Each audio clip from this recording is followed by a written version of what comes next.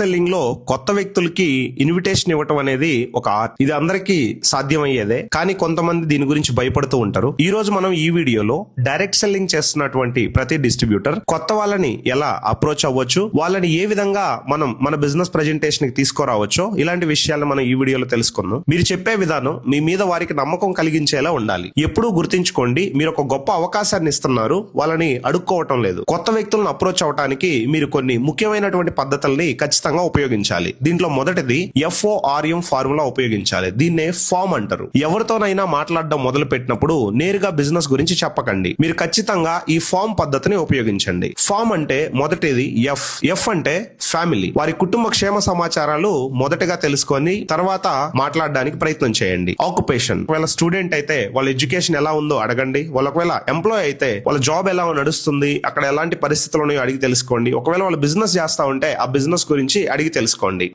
Recreation, ఖాళీ సమయంలో ఏం చేస్తుంటారో తెలుసుకోండి.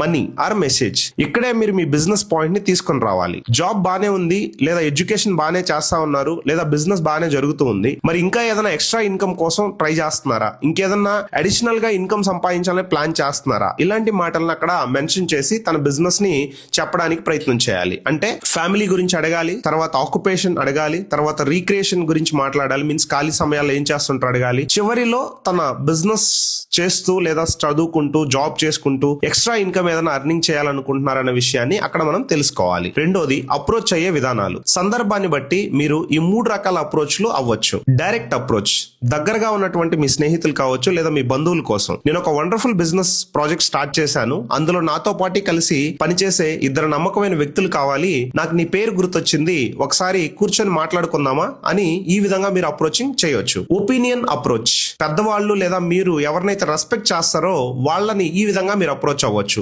ఉదాహరణకి మీ అన్నయ్య కావచ్చు లేదా మీ సార్ కావచ్చు. సార్, నేను ఒక కొత్త కంపెనీలో బిజినెస్ స్టార్ట్ చేశాను, నేను ఒక కొత్త బిజినెస్ కాన్సెప్ట్ ని చూశాను, నాకు అది చాలా బాగా నచ్చింది, కానీ మీలాంటి అనుభవం ఉన్న వాళ్ళు ఒకసారి చూసి అది నా కెరియర్ కి ఎలా ఉంటుందో చెబితే బాగుంటుంది అని మీరు ఈ విధంగా చెప్పి వాళ్ళని ఏం చేయాలి, బిజినెస్ ప్రెజెంటేషన్ లోకి ఇన్విటేషన్ ఇవ్వాలి. ఒక 30 నిమిషాలు మీరు టైం ఇస్తారా, అది మీరు ఒకసారి చూడండి, దానిపైన మీ ఒపీనియన్ నాకు చెప్పి నాకు గైడ్ చేయండి అని చెప్పి ఈ విధంగా వాళ్ళని ఇన్విటేషన్ కి తీసుకురావచ్చు. ఇంకొకటి సస్పెన్స్ అప్రోచ్. ప్రస్తుతం పనిచేస్తున్నటువంటి పనిని డిస్టర్బ్ చేసుకోకుండా నెలకు ఒక 15,000 నుంచి 20,000 అదనంగా మీరు సంపాదించాలనుకుంటే ఒక అవకాశం ఉంది, మీరు వినడానికి సిద్ధమేనా, ఈ టైప్ ఆఫ్ మాటలతో వాళ్ళని అప్రోచ్ అవ్వచ్చు.